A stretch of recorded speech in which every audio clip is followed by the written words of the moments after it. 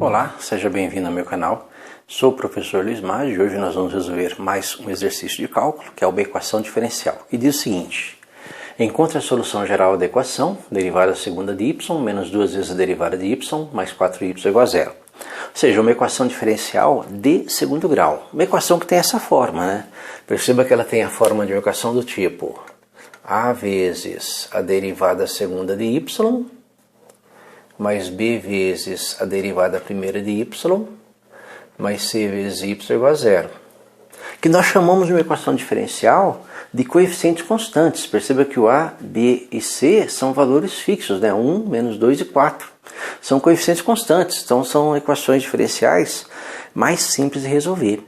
A solução geral de uma equação desse tipo, supondo que o y é uma função de t, é uma função de t, né? É um y de t, que é dada por uma combinação C1 vezes Y1 mais C2 vezes Y2, onde Y1 e Y2 são soluções particulares, né? Uma combinação linear de soluções particulares dessa equação diferencial. Para achar essas funções particulares, nós fazemos uma associação dessa equação diferencial, da forma como ela se apresenta, com uma equação de segundo grau. Nós temos inclusive um link na descrição de um vídeo explicando como isso acontece. Perceba que nós associamos a essa equaçãozinha diferencial aqui uma equação de segundo grau do tipo a lambda ao quadrado mais b vezes lambda mais c igual a zero. Então nós associamos essa equação de segundo grau a essa equação diferencial. Como essa equação de segundo grau tem diferentes possibilidades para delta, o delta pode ser maior que zero, delta pode ser igual a zero, delta pode ser menor que zero.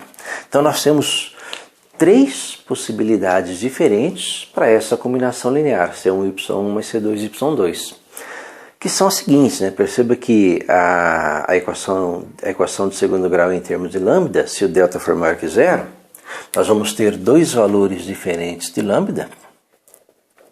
Lambda 1 diferente de lambda 2, o que vai gerar uma solução, né, um y em termos de t, que vai ser igual a C1 vezes, né, y1, e o y1 vai ser e elevado a lambda 1 vezes t.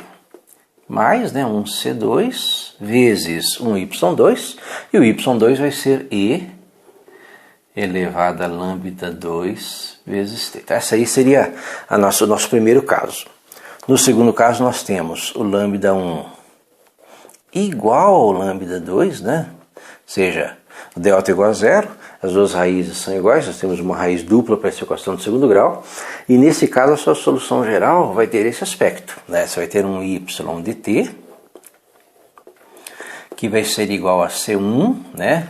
C1 vezes o y1, e o y1 vai ser o e elevado a lambda 1 vezes t. Perceba que o y1 desse caso é o mesmo desse, mais C2 vezes o y2, só que o y2 nesse caso é t vezes e elevado a lambda 2 vezes t. Então você tem aí uma pequena mudança aí no y2. No caso de delta menor que zero, os valores de lambda, eles são números complexos, né? Você vai ter raiz quadrada de número negativo.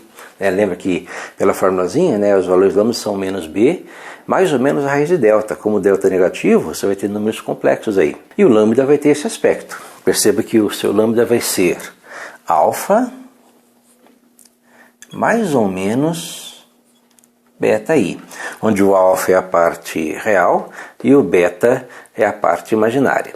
Nesse caso, os valores da sua solução geral, y de t, eles mudam um pouquinho, que vão ser C1 vezes, né, y1, mas quem vai ser o y1? Vai ser o e elevado a alfa vezes t vezes o seno de beta vezes t. Então você vai ter o y1 com esse formato, mais C2 vezes o y2. Quem vai ser o y2? O e elevado a alfa vezes t, vezes o cosseno de beta t. Então você passa a ter aí a forma, né, a solução geral para o caso em que o delta é negativo. Então, numa equaçãozinha, numa solução de um exercício desse tipo, o que nós temos que fazer? Primeiro, associar, né? Associar a essa equação diferencial uma equação do segundo grau, né? Você já identificou que é uma equação diferencial de segunda ordem, presença derivada de segunda ordem. Os coeficientes, né, são constantes, 1, menos 2 e 4. Então nós vamos associar aí uma equação com esse formato: lambda ao quadrado menos 2 lambda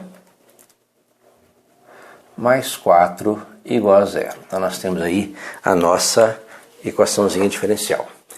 E agora vamos achar o delta, né? O delta aqui vai ser, né? Vamos calcular o delta. O delta vai ser o b ao quadrado, então o b é o menos 2, b quadrado, menos 4 vezes a vezes c. Então nós temos aí b quadrado, né? B quadrado, menos 2 ao quadrado, menos 4 é c. Então o nosso delta vai ser igual a menos 2 ao quadrado é 4. 4 vezes 4 é 16, menos 16. Então o nosso delta é igual a 4 menos 16, menos 12. Então b quadrado, né? Menos 1 ao quadrado, menos 4 vezes a vezes c. 4 menos 16 menos 12. Então nós caímos nesse último caso aqui em que o delta é negativo. Então nós vamos montar os valores de lambda, né, como um número complexo, montar os valores de lambda, achar o alfa e o beta e montar a nossa solução. Perceba que o nosso lambda aqui ele vai ser igual a, pela formulazinha, menos b, então menos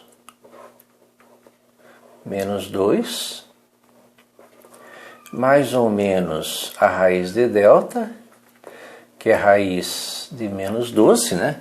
Então menos b, mais ou menos a raiz de delta sobre 2a. 2a é 2 vezes 1.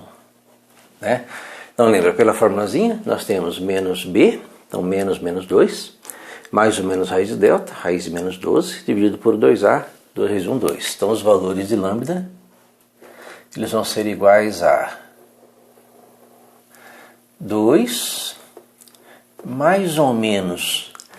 Lembra que menos 12 é 4 vezes menos 3, né? Eu vou colocar isso aqui.